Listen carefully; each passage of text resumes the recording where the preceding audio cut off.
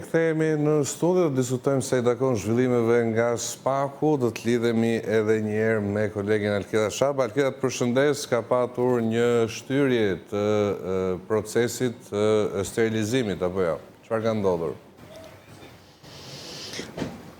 Të përshëndes, Gjoj, po, në fakt u shty seanca për në datën 28 maj sa i përket çështjes së sterilizimit në gjykatën e posaçme antikorrupsion, ku ditën e sotme ishte ish-ministri i Shëndetësisë Ilir Beqa, i cili mori fjalën për të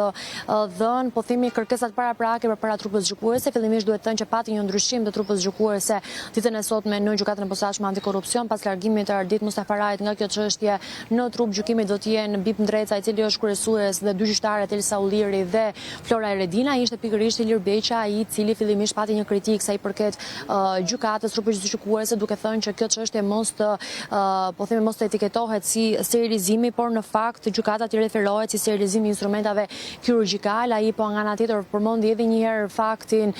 e ndryshimit të akuzës nga ana e tij, nga ana e prokurisë posaçme antikorrupsion, një vepër penale e cila në fakt u sugjerua nga gjyqtarja e hetimit paraprak Flera Davidi, ajo e cila rëndoi pozitën ndaj ish-ministrit të Shëndetësisë Ilir Beqa dhe ndaj dy personave të tjerë të ndodhen në masin e sigurisë arrest në burg sa i përket kësaj çështje, që është dhe ish zëvendës ministri i Shëndetësisë Klodian Repaj, si dhe biznesmeni Ilir Rapaj. Bëhet fjalë për akuzën e vjedhjes duke në kuadër, pra vjedhje duke shpërndarë detyra në kuadër të grupit të strukturuar kriminal, ku zoti Beqa i tha që në momentin që pra rreth një vit më parë, kur prokuria posaçme antikorrupsion zbriti dosjen në gjykatën e posaçme dhe kërkoi nga shkalla e parë gjyqësore të kalonte çështjen për gjykim, nuk ka patur në asnjë moment një akuzë të tillë të cituar, por ka qenë akuza e shpërdorimit të detyrës dhe fakti që ndaj tij ngarkohet një akuzë e re, siç është vjedhja duke shpërdoruar detyrën në kuadër të grupit të strukturuar kriminal, duhet të ishte cituar apo përmendur të paktën në seancat gjyqësore që janë mbajtur në gjykatën e posaçme antikorrupsion. Ai tha nga ana tjetër që ky procedim nuk duhet të niste fare sipas tij, pasi është gjykuar apo është hetuar një herë nga prokuria e Tiranës. Ai tha nga ana tjetër se kërkoi të pushohej më një herë çështja e sa i përket çështjes së sterilizimit, dhe nga ana tjetër kërkoi pavlefshmëri të vendimit të gjyqtares Flera Davidi, që duhet thënë ka qenë një vendim i cili her pas here është kërkuar qoftë nga ish-ministri i Shëndetësisë, qoftë nga mbrojtësi i tij ligjor Ermal Luzeiraj, i zbardhur apo po themi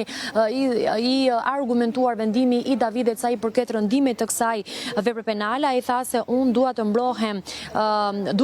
për vjedhje dhe ndërkohë nuk ka asnjë shifër. Prokuria posaçme hetoi dhe gjeti vetëm shpërdorim detyre, më parkoi te kjo vepre penale që Italia e hoqi para pak kohësh. Kjo çështje është gjë e gjykuar, ndërkohë që në vitin 2016 prokurori Andrit Bimi vendosi pushimin e çështjes. Ai tha nga ana tjetër se sipas gjyqtares Davidi, unë jam koka e krimit, ndërkohë që tha që ministri është antar i Këshillit të Ministrave, një organ kolegjial, dhe që nuk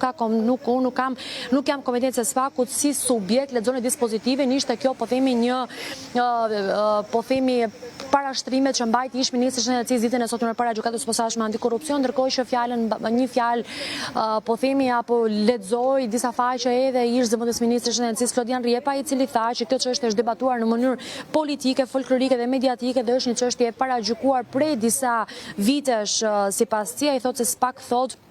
është provë re kallëzimi ndaj një kallëzim pra që është bërë nga nis mathurje dhe është shkelur parimi i gjës së gjykuar dhe kërkoi lehtësimin e masës së sigurisë, pasi siç thashë një nga personat që ndodhen në masën e sigurisë arrest në burg prej më shumë se 2 vitesh së bashku edhe me Ilir Rapajn, dhe tha se u ktheva nga Anglia për të përballur me drejtësinë, por gjeta pa drejtësinë, kam qenë bashkëpunues dhe nuk jam shmangur, tha ai, hetimit të kryer nga prokuria e posaçme antikorrupsion. Por nga ana tjetër, siç thashë në krye të herës, është një seancë gjyqësore e cila pavarësisht u zhvilluar për rreth 1 orë, u shty në datën 28 maj për shkak se njëri prej mbrojtësve të ligjor në këtë proces kërkoi të largohej për shkak të një arsye familjare, çka të shkojë dhe trupën e gjykimit ta shtynte seancën në një datë tjetër, ku në datën 28 maj do të jetë trupa e gjykimit e përbërë nga Bim Ndreca, Elsa Ulliri dhe Flora Davidi, ata të cilat do të shprehen mbi formën e gjykimit sa i përket personave që janë marrë të pandehur në këtë proces, jo vetëm të ish-ministrit të Shëndetësisë Ilir Beqa, të Klodian Repaj dhe të Ilir Rapajt, por edhe të disa personave të tjerë që ndodhen në masa sigurie më lehtësuese, siç është ajo e arrestit në shtëpitë e detyrimit për të paraqitur, ku një pjesë e këtyre personave kanë kërkuar gjykim të shkurtuar dhe ndarjen e